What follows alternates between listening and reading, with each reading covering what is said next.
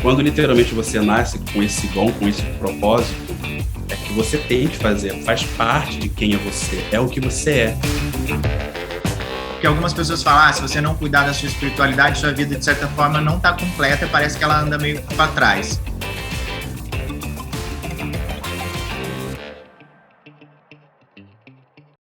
Vida, morte, vida além da morte ou morte além da vida. Essas são as dúvidas de todos nós e por isso que a gente trouxe esse convidado para o Seja Seu. E um assunto que a gente ama e que a gente estuda e que a gente procura muito, que é a espiritualidade, que são vidas fora daqui, as vidas passadas e esse conteúdo que a gente ama, né? Vamos entender tudo isso com ele. Rafa, tudo bem? Ô, do Luz, gente. Boa tarde, meninos. Quer dizer, bom dia. Tipo assim, estado de tempo eu não tenho. Não temos. Até porque alguém pode estar vendo esse vídeo de madrugada, né, no YouTube. Então, tempo e espaço. Exatamente. Tempo e espaço no YouTube. Exatamente. Isso aqui é verdadeiro um belo exemplo que tempo é literalmente o conceito e tempo não tem limite. Não tem literalmente a internet está provando que tempo não tem limite. A gente vai entender muito sobre isso. Prazer, gente. Muito obrigado pelo convite. Prazer é nosso de você estar aqui com a gente. A partir de agora, a gente vai entrar num buraco de minhoca e vamos falar sobre tudo. Rafa, antes de tudo, conta um pouquinho do seu processo mediúnico. Para quem não sabe, o Rafa é médium. Conta um pouquinho para a gente como é que foi esse processo, como é que você descobriu, em que momento foi, como foi isso? Foi uma loucura. Porque eu sou médium e paranormal desde os meus 5 anos, ou seja, eu sou literalmente sensitivo, tenho, vamos dizer assim, poderes sobrenaturais, principalmente de cura, e isso tudo se manifestou quando eu literalmente era criança, com 5, 6 anos eu já tinha literalmente um entendimento muito grande sobre as coisas. Eu tenho uma memória muito grande, eu falo de relatos de quando eu era criança, minha mãe fala, mas você só tinha 2 anos de idade, como que você sabe? Eu lembro, eu falo exatamente de detalhes. Então, isso tudo para mim sempre foi normal. E eu sempre pensava que, por ser normal, as pessoas também eram assim, eram tão completamente conectadas. E eu percebi que não, nem todo mundo tinha a percepção, o conhecimento que eu tive, que eu tenho, e aí realmente eu percebi que eu era diferente, e aí realmente começou todo esse processo. Bom, tem 2 diferenças entre mediunidade e paranormalidade. A mediunidade, qualquer um pode vir a desenvolver, porque falando a grosso modo mesmo, mediunidade seria um dom, um poder que a pessoa ganha, ela tem emprestado, ela vem a se desenvolver. Paranormalidade não, já é do próprio ser, a pessoa já nasce com isso. Então eu vim praticamente desenvolvido os 2. Eu sou dislexo, então tenho problema de comunicação, de receber essas informações, que também auxiliou e atrapalhou muita coisa. E também eu sou sinestésico. O que seria sinestesia? Literalmente, eu vejo cores e sons aonde não tem. Então, eu vejo cores em nome, em barulhos, em perfumes, e literalmente eu vejo sons em palavras. Cores. E, literalmente, às vezes, quando eu estou ouvindo música, para mim, ouvir música é uma terapia, porque eu vejo literalmente todas as nuances, a música, então ela é muito, muito terapêutica. Então a música tem acorde, tem nuances, tem escalas, e cada coisa dessa tem uma faixa frequencial. E eu nem consigo ver às vezes. Então ouvir música para mim é uma terapia, então realmente eu acalmo muito. Então, e também é muito ruim, porque se eu estiver em um lugar extremamente barulhento, aquilo vai me incomodar, porque literalmente eu fico vendo muitas luzes piscando. Então, desde cedo, tive que literalmente começar a entender isso e trabalhar. E eu sou de uma família muito, vamos dizer assim, tradicional, muito religiosa e que não gostava. Então, falava desse assunto de casa, literalmente um tabu. Então, eu não podia falar. E eu fiquei sozinho. Então, isso era na década de 90, gente, praticamente 95. Não era que nem agora, onde tudo era acessível. E não se falava disso com tanta normalidade. Então, por muitas vezes, eu achei que literalmente eu era louco, que eu era sozinho, que eu estava inventando aquilo tudo. E aí a mágica literalmente aconteceu. Porque os meus mestres, os meus mentores começaram literalmente a se apresentar para mim. E tudo foi fazendo sentido. Então, aquilo que eu não tinha respostas aqui no plano físico, eu comecei a ter no plano espiritual. Eu cresci numa base evangélica, fui batizado na Igreja Católica, tive uma infância mais ou menos aí até os 10 anos na igreja evangélica, e dos 10 até os 15 anos eu fui para a Testemunha de Jeová. Então, minha base, minha religião era muito, como posso dizer, muito pequena, muito restrita. E também, pela minha opção sexual, por ser sempre gay, sem ter sempre noção disso, literalmente eu não conseguia me enquadrar no que eles estavam me dizendo. E eu sempre tive uma conexão muito grande antes disso com Deus. Então, eu sei que Ele é o criador de tudo. Para mim, Ele é a base de tudo. Então, independente de todas as religiões, o catolicismo, o evangelho, o testemunho de Jeová me falava, eu tinha um conhecimento, eu tinha um entendimento de literalmente quem era Deus. Que Ele não era aquilo tudo que falava. Porque, às vezes, tem histórias que falam que Deus dá medo, que Deus castiga. E fala assim, não, não é assim. Eu não consigo entender que, ao mesmo tempo que Deus é amor, Ele consegue castigar. Então, aquilo para mim não entrava. Então, mais ou menos nos meus 15 anos, numa conversa bem sincera no meu quarto, ajoelhei e rezei para ele, mas no fundo do meu coração. Acho que fiquei umas 3 horas chorando e conversando com ele. Falei de tudo como se fosse um grande amigo, como se literalmente ele estivesse ali. Foi literalmente um meu psicólogo. Eu falei tudo o que estava acontecendo comigo e disse, a partir de agora eu vou buscar o meu próprio caminho. Eu não quero mais seguir essas leis, essas regras que eu aprendi aqui. Eu vou buscar realmente quem é você, quem é isso tudo e quem eu sou do meu modo. Então, dos 15 anos, eu parei com todas as religiões e fui buscar por si só. Então, eu comecei a estudar sobre teologia, sobre religiões, catolicismo. Fui estudar sobre magia, sempre fui fissurado por magia, bruxaria, magia natural, magia wicana, magia norte, magia celta, grega, egípcia, ufologia. Aí, quando literalmente eu entrei na ufologia e no mundo quântico, aí literalmente minha cabeça fez assim, ó, porque eu literalmente entendi o conceito de Deus é literalmente tudo e Ele está em tudo. Então, literalmente, eu entendi o conceito um pouco de religião também. E como realmente meus mestres me ensinaram, eu uso esse exemplo que é uma coisa muito lógica, vamos dizer assim. A religião é como se ela fosse um grande muro, vamos dizer assim. Um grande muro. Você consegue olhar para cima, para o lado, só ver muro. E nesse muro tem um monte de buracos. E você não consegue ver o que tem do outro lado, a não ser que seja por esses buracos. Então, você vai lá e escolhe um buraquinho e você vai ter a percepção mediante aquele buraquinho. Você não vai ver o todo, você não vai ver o panorama, mas você vai ter um insight, você vai ter um spoiler, você vai ter uma noção do que é aquilo. Então, assim são as religiões. Elas se comunicam de maneiras distintas, falam de maneiras diferentes, porque existem pessoas diferentes, existem culturas diferentes. Então, uma coisa que vale no Ocidente não vale no Oriente. Então, tem que ser maneiras de comunicação. Deus literalmente é sábio. Ele vai se comunicar com todo mundo. Então, as religiões são esses buraquinhos. Só que acontece o quê? A gente fica muito preso só num buraquinho. A gente acha que aquilo ali é verdade. A gente ignora que existem outros. Então, literalmente, eu parei de olhar um buraquinho e falei, vou olhar no buraquinho do lado. Olhei no buraquinho do lado e falei, nossa, tive uma visão maior. Nossa, com aquilo que eu tinha naquele buraquinho, com aquele buraquinho, eu tenho um panorama maior. E se eu olhar por esse buraquinho? Então, literalmente, eu fui olhar por todos os buraquinhos. Eu fui conhecer todas as religiões, fui conhecer tudo, da ciência à teologia. E muita coisa batia, mas de maneiras distintas. E quando eu menos percebi, aquele muro tinha um rombo, porque literalmente eu uni todos os buraquinhos, eu tive uma percepção maior.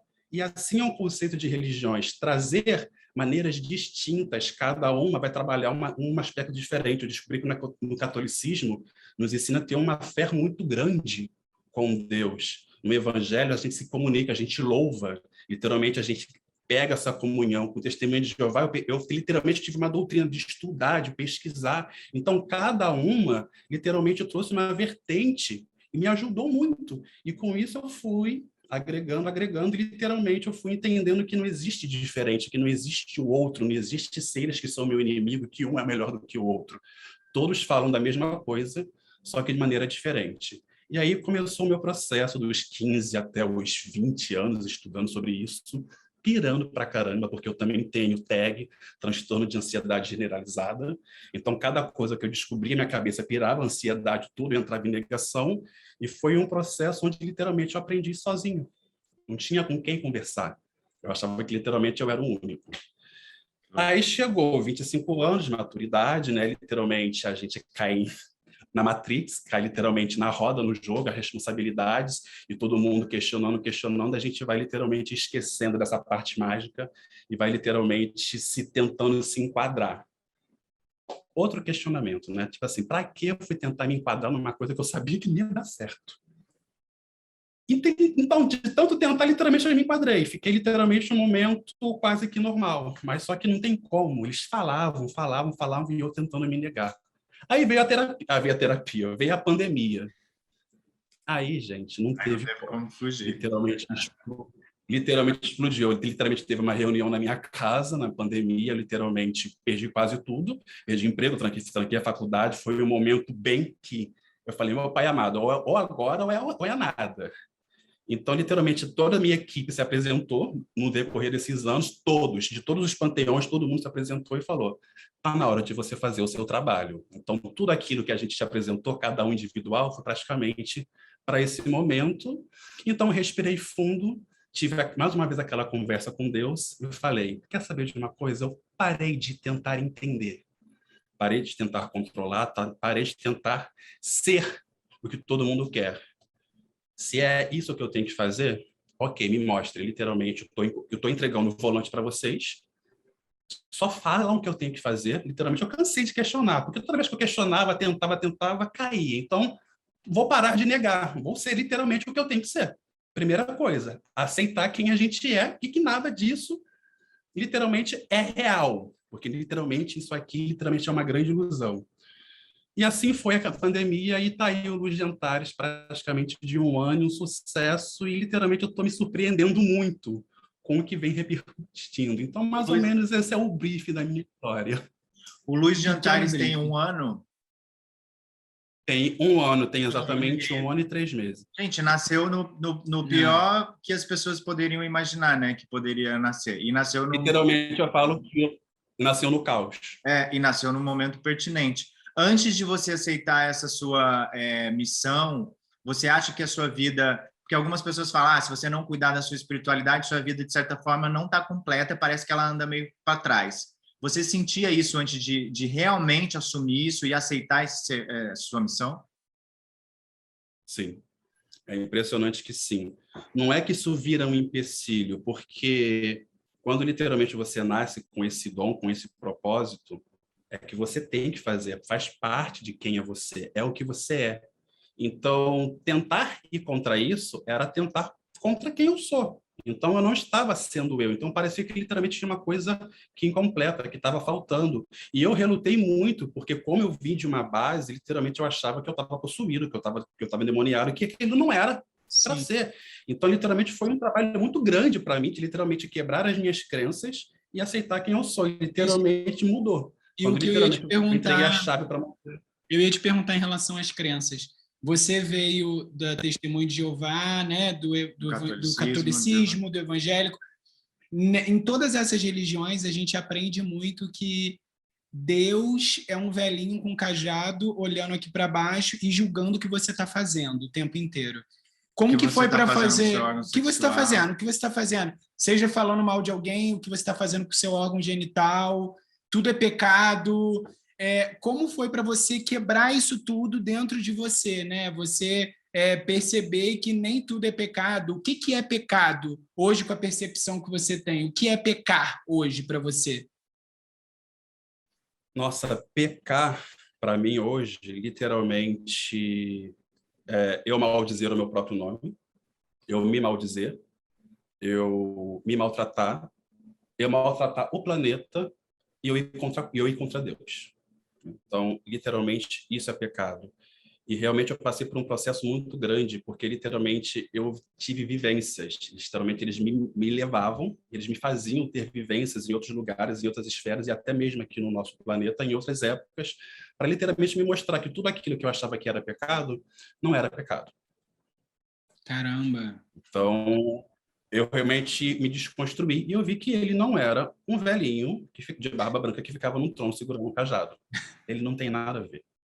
E é muito louco que eu tô lendo O Despertar de uma Nova Consciência, que é do mesmo do Poder do Agora. E aí você falou de pecado agora, a definição de pecado, antes de ser o pecado que a gente sabe, Eram os arqueiros que iam atirar e erravam o alvo. Então, pecado é errar o alvo. E aí a gente entende que o pecado é mais a nossa consciência do que simplesmente ou mexer no órgão sexual, ou o que você faz com o seu corpo, ou se você bebe, ou se você, sei lá. A gente tem uma coisa com o pecado que a gente vem sendo doutrinado desde pequeno, que muda conforme a sua consciência. Então, para mim, assim como para você, né, que você descobriu através de mundos que você foi levado, para mim o pecado hoje é mais sobre a minha consciência do que o outro está falando que é pecado para mim, que é muito louco. O conceito de pecado também foi muito comercializado, era muito interessante para os controladores ter um pecado. Então, muitos pecados foram construídos, muitos pecados nem existem. A verdade é essa. Me fala um pouquinho do Luz de Antares. Ele é como se fosse um spa holístico, né? A pessoa, na verdade, ele se conecta. Como que funciona isso? Você foi trazendo essa turma para você e fez uma seleção. Conta um pouquinho do Luz de Antares. Conta um pouquinho, a gente vai colocar aqui embaixo também, para vocês acessarem, conhecerem um pouquinho. Para quem está assistindo a gente, conta um pouquinho. O Luz de Antares, literalmente, ele foi se apresentando. Quando, literalmente, foi na pandemia, foi quando eu mergulhei, literalmente, no mundo da ufologia, que eu fui, literalmente, entender que existe vidas em outros planetas. Gente, tinha um grande adendo. Eu morria de medo de ET. Então, trabalhar com plano espiritual, com ufologia, literalmente, seres de outros planetas, para uma pessoa que tem medo de ET, eu tenho aqui, ó. Eu tenho aqui, tem uma nave desse lado, porque com 7 anos de idade eu tive uma experiência. Eu te falei, eu acho. Eu tive uma experiência com extraterrestre com 7 anos de idade. E aí, pode continuar. Hoje eu sou apaixonado. Porque literalmente eu sou acordado por um, então me acostumei. Mas quando literalmente comecei a pesquisar tudo isso, foi literalmente uma revelação sobre mim. Primeiro foi o nome. Eles me falaram que eu tinha montar um Instagram. Eu já tinha feito mais ou menos, só que não deu certo porque eu não acreditava. Eu falava, as pessoas vão rir de mim, vão ridicularizar, vai falar que isso é invenção. Então, eu não coloquei fé. O primeiro projeto não deu para frente. Aí, engavetei, um ano veio a pandemia e falo, vamos fazer de novo. Só que agora você vai fazer literalmente instruído. E aí eles começaram e foi com o nome Luz de Antares. Primeiro eu queria um nome, então pesquisei vários nomes, vários nomes, até que eles me falaram Luz de Antares, vai ser Luz de Antares. E quando eu pesquisei literalmente sobre Antares, que Antares é conhecido como o coração da constelação de Escorpião, por ser a maior estrela de Escorpião, e tudo começou. Então, só de ter lido sobre isso foi uma identificação muito grande. Então, foi literalmente saber sobre as minhas origens quando eu descobri que literalmente eu não comecei daqui. Eu só vim para cá como muitos. Então, literalmente, eu fui aprendendo e fui repassando tudo aquilo que eu fui adquirindo e o Luz de Antares foi se desenvolvendo. Hoje eu falo que é praticamente um centro de estudo quântico. Eu realmente retrato no Luz de Antares como é outros sistemas, como são outros planetas, como as civilizações, o que é as Pleiades, o que é Sírios, arcturianos, o reino angélico, multidimensionalidade, fractais, eu maior, eu superior. Então, todo esse conceito que a gente vem ouvindo, a gente fala, mas afinal, o que é? Do mesmo jeito que eu tive essas dúvidas, muita gente tem. Então, tipo assim, bom, se eu aprendi, vou repassar. Então, literalmente, fui repassando. E eu tenho o dom de ver, o dom de, literalmente, de me conectar com o reino acástico, os registros acásticos, que é uma dimensão onde tem todas as informações de tudo o que aconteceu no universo. Então, desde pequeno, quando eu olhava para a pessoa, eu via literalmente o que a pessoa é. Então, não essa aparência como agora está o Marcelo e o Bruno. Eu consigo ver para vocês e literalmente ter muitas informações de quem você eram. Você está tendo informação agora, tipo, da gente. Muito, o tempo todo. Um é de Órion e outra das Pleiades. Marcelo é de Órion e Bruna das Pleiades. Então, eu tenho muitas informações. E isso vinha com muita naturalidade. E o dom do desenho, literalmente, eu tenho isso desde criança. É maravilhoso. Então, eu aprendi a desenhar gente. É muito maravilhoso. 5 anos. Nunca fiz curso, tudo que eu literalmente... Os desenhos são maravilhosos. Mas me diz uma coisa sobre a Luz de Antares. Para quem está assistindo a gente agora e quer buscar isso, o que a Luz de Antares pode oferecer para quem está assistindo a gente aqui? Realmente a gente vai tirar a venda dos seus olhos, colocar um espelho na sua frente e dizer, eis é você. Então, muita pessoa se pergunta, o que eu estou fazendo aqui? por que eu vim parar aqui, eu não me identifico, por que eu tenho que encarnar, será que eu sou daqui? Então, literalmente, a gente traz essas informações para você. Tem pessoas que nasceram daqui, mas nasceram em outras épocas, e tem pessoas que foram trazidas, tem pessoas que vieram por livre e espontânea vontade, e tem uma missão, literalmente, tem uma missão para com o planeta. Então, a gente traz essas informações de trazer sua consciência divina, explicar que você é só um ser que está passando por uma experiência. Então, a gente fala sobre o eu superior, sobre o eu maior, que é o conceito de mônada, e como ver esse processo de reencarnação em outras esferas até parar aqui. E eu faço uma retratação da sua primeira vida, literalmente a sua primeira encadernação, onde tudo começou, quando você abriu os olhos pela primeira vez, a sua primeira encadernação, que é o eu maior, que vamos dizer que é o guardião de tudo que já aconteceu. Então, se eu vejo, eu vou lá retratar tudo direitinho e passo para a pessoa. Então, eu conto literalmente a história da vida da pessoa e mostro, tipo assim, eis literalmente a sua foto, quem você é de verdade. Que é a e coragem, isso, literalmente, né? Isso é a coragem. Isso foi uma surpresa muito grande. Aí, literalmente, eu vim me surpreendendo e, aos poucos, nos jantares foi crescendo e hoje, literalmente, ele virou um centro de estudos. Passo muitas informações nos jantares. Que incrível. Você sente que na sua vida pessoal você está bem mais feliz depois de realmente ter aceitado essa missão? Porque eu vejo você uma pessoa muito feliz. Foi o que eu falei para o Bruno. Quando eu comecei a ver o seu conteúdo que a Marília mandou, eu falei assim, gente, como ele é feliz, quero muito ser amigo dele. E isso é uma coisa que na internet é difícil. Você olha o conteúdo ali, você não se conecta. Difícil. E eu falei, Bruno, a gente tem que gravar com ele. Porque eu acho que também banalizou um pouco, né, Rafa? Assim, eu acho que hoje na internet você entra e cada um fala uma coisa, aí você entra num perfil e a pessoa fala de ET, aí você entra em outro perfil, a pessoa fala que é médio. Eu acho que também existem muitos falsos profetas, vamos usar assim esse termo, né? Você sofreu algum tipo de haters na internet, tipo, te julgando pelo seu trabalho ou não? Por incrível que pareça, eu só agradeço muito. Nunca. Ou se teve, não chegou até mim. Nunca. Porque quando eu comecei a fazer esse trabalho, eu tento ser o mais transparente possível, porque eu não preciso incorporar. Por mais que eu incorpore, eu não consigo ter essa incorporação para poder passar o recado. Eu tenho a psicofonia, literalmente eles falam através de mim. Então, às vezes, quando eu estou falando, literalmente, às vezes não sou eu. As pessoas acham que sou eu, mas tem alguém falando por mim. E eu estou consciente. E isso é muito difícil, porque pelo fato de estar consciente, eu não posso interferir. Literalmente, eu tenho que ser um canal. Eu não posso deixar o meu ego interferir. Para mim foi muito difícil, porque as informações vinham, fala isso aconteceu, isso. Eu falo, não vou contar isso para a pessoa. Eu nunca vi. A gente nunca teve nenhum contato. O meu trabalho é, tipo assim, quando a pessoa marca comigo, a gente não tem nenhum tipo de conversa. Só vou conversar com a pessoa quando literalmente eu vou entregar. Então, eu não sei. Eu falo, a pessoa vai me xingar, vai falar que eu sou louco. Então, eu mandava o áudio, ficava tremendo. Eu falava, a pessoa vai me odiar, vai me gritar. Aí mandava aqueles áudios, aquelas respostas grandes, eu tremendo.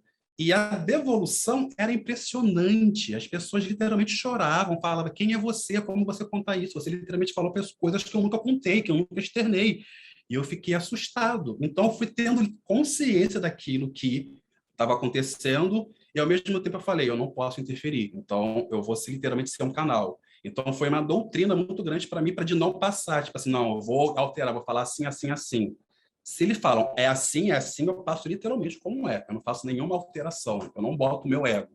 Então, eu acho que esse está sendo o segredo. Eu estou sendo o mais transparente possível. Sou eu, o Luiz Jantares, vocês vão ver no meu conteúdo, eu sou literalmente louco. Eu falo coisa bem despachado mesmo. Adoro, ele grita. Assim. Vocês têm que seguir ele grita. Grita. É maravilhoso, vocês têm que seguir. Foi a melhor, eu juro. Eu acho que de 2021. foi, porque todo mundo fala de uma maneira muito... Isso também eu ia falar com você, a gente queria falar com você. Porque todo mundo acha que espiritualidade, mediunidade, ser médio, ser um mestre... a pessoa acha que é um santo imaculado, que não é uma pessoa normal. E é muito... eu acho que você está sendo pioneiro na forma de você passar as mensagens, porque as pessoas conseguem entender o que você está falando pelo seu jeito de falar. Sabe? Você não se coloca... E eu acho que o que é grandioso no que você faz, sim, você não se dá essa importância. Entende o que eu estou querendo dizer? Você não coloca o seu ego, você... Olha só, eu tenho uma mensagem assim. Não, você é como a outra pessoa que está navegando e vendo seus stories. E isso é bacana, porque as pessoas se identificam.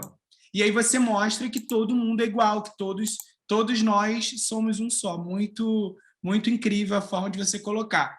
Muita gente pergunta, e a gente também tem um pouco dessa dúvida, o que são os mestres ascensionados? E tem uma história também agora dos 144 mil encarnados. Fala um pouquinho dessas duas coisas aqui para a galera entender. Ele adora. Vamos falar dos mestres ascensionados.